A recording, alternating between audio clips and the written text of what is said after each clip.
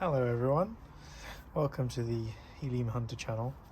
I'm just going to do a video on the Pisces p100 Outdoor Miner. This is the EU version, which is currently the only version available. And there's very little information apart from on the Discord on how to get this thing set up and running. And the quick start guide included does omit some really important information. So I'm going to do a little 101 on this miner, in case anybody picks one of these up in the next few weeks to months or gets it delivered, so you can have a bit of information on how to set it up and how to actually quick sync it, which means that you can get it up and mining very quickly, and some of the kind of tips and tricks that myself and some of the other people that have taken some of the first orders have learnt along the way of setting this thing up. First of all, I've taken down my previous unboxing video because I've decided to cover up the serial number that comes on the actual miner itself, which is why there's a bit of foil covering this bit here. So I'm just going to quickly go through what you get in the box. This is what the box looks like. It's actually quite a large box when you consider the size of the miner, and it comes with it's very well packaged first of all, which is important when it's coming all the way from China. You don't want to receive something damaged, which is then quite difficult to return. So it's very well padded, and you get the miner itself here, and that's it kind of set up in a temporary location at the moment. You also get the Bluetooth and GPS antenna here, which I've got plugged in over here. You can see there Bluetooth and GPS, and this is where the Ethernet cable plugs into, and there's a waterproof housing here that I've got some temporary coverings over as well, which I'll explain later. And you have to provide your own Ethernet cable, which should plug into there. Then you also get some cables for plugging in the 4 dBi included fiberglass antenna into the miner, as well as a couple of C-clamps, one to mount the aerial to a pole and one to mount the miner to a pole. And here's where you'd have the 4 dBi antenna, which I've currently got temporarily mounted here just while I got it set up and working. You can see that's it up there with the C-clamps attached to it, holding it onto this black pole, and that's the included cable there. It's not a particularly fancy cable.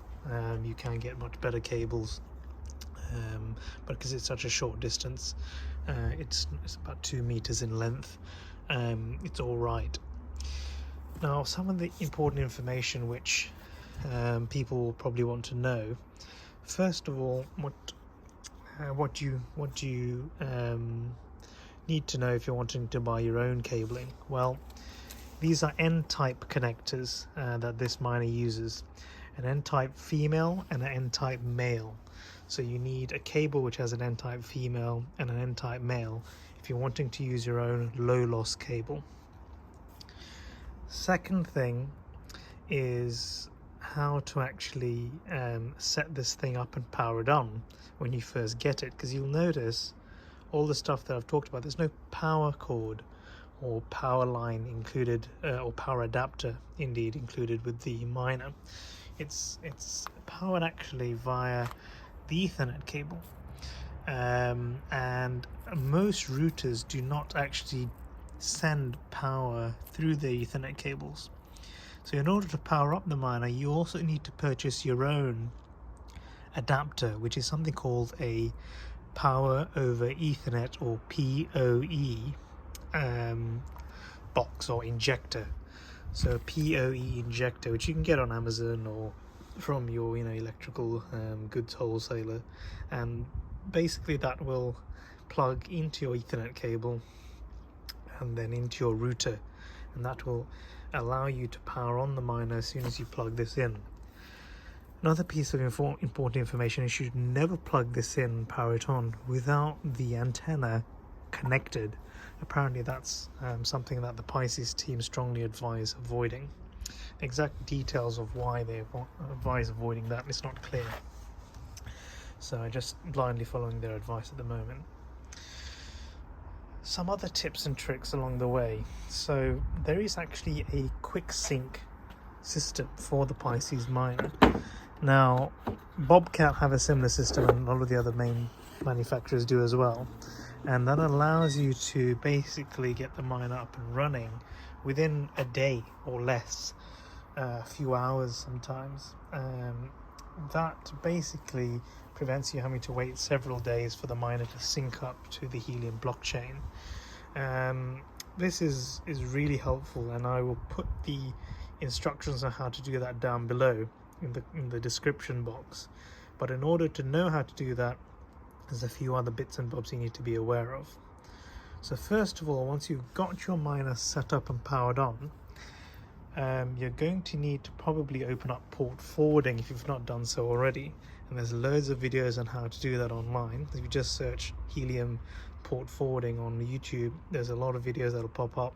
They're all pretty much the same, so make sure you get that set up. Once that's set up, the miner then needs to be connected to your Helium app. In order to do this, you need to turn Bluetooth on, and with the Pisces miner there's no button to turn the Bluetooth on. It automatically turns on when you first power up the miner, and then it turns off after a couple of minutes. So you very quickly, as soon as you've got all the antennas and everything plugged in, as soon as you plug the Ethernet cable in, you then need to get into your Helium app and start pairing it. Otherwise the Bluetooth will turn off and you won't understand why you can't find it in the app. So that's something that I think a few people fell foul of. Another important trick is, as I said previously, to try and get the sync up quickly, you need to also learn how to access the web browser.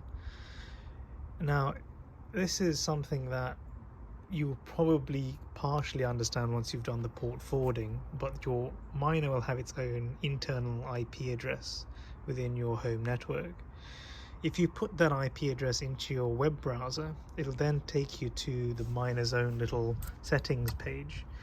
Now within that settings page you can then do a lot of things. One of the things you can do is turn your Bluetooth on and off. You can restart the miner, but you can also check the block height, which is written on the, I think it's block info, and there's two numbers there, and it's the second of those two numbers which tells you the block height. If you then search the Helium network block height online, you can then see how close you are to syncing up to the network. Now if you haven't done the quick sync, which I've detailed below, you'll probably be quite a big difference between your block height and the Helium network block height. But then if you do the quick sync instructions below, you will very quickly sync up. In order to do that, you're going to need to have that internal IP address for your miner. So make sure you've understood how to get that from your from setting up the port forwarding. Apart from that, it's been relatively straightforward. There have been some people who've noticed some issues. One of the issues is people who've got gigabit Ethernet. If you've got gigabit Ethernet, I think some people are noticing that they're running into issues where they're actually having to limit the speed of their miner of their internet in order for it to connect properly. So if you are having gigabit Ethernet and you're running into an issue, you try and limit your speed to about 100 megabits per second and see if that gets it to work. Apart from that, it's been relatively smooth sailing for me. I think some people with TalkTalk internet have had an issue, but I've not personally experienced that issue. I've actually got my router plugged into a Wi-Fi extender, which is actually working as part of a mesh network with my TP-Link router, and I thought that might be a problem, but it's proved not to be an issue actually. I've also got a lightning arrestor here, which I need to plug in the earthing cable to. I've not done that yet. Once I do that, it'll just give a little bit extra lightning protection, although it's not strictly required for an outdoor miner. But that's what that is. This doesn't come included in the package. And this is a temporary location while I got it all synced up and working. I'll probably put it on top of the house or somewhere else in due course.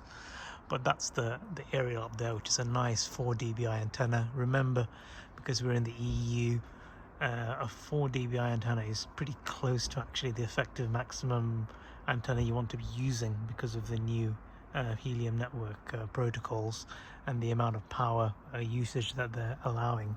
So look into that in detail if you're not familiar with it.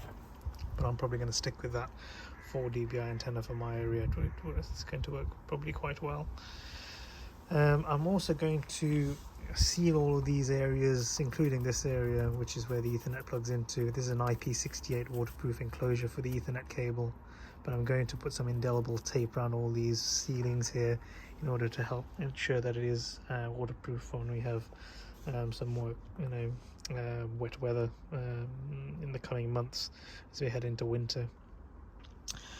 Otherwise, I have to say the mine has been relatively good so far. It's synced up with the quick sync really quite smoothly.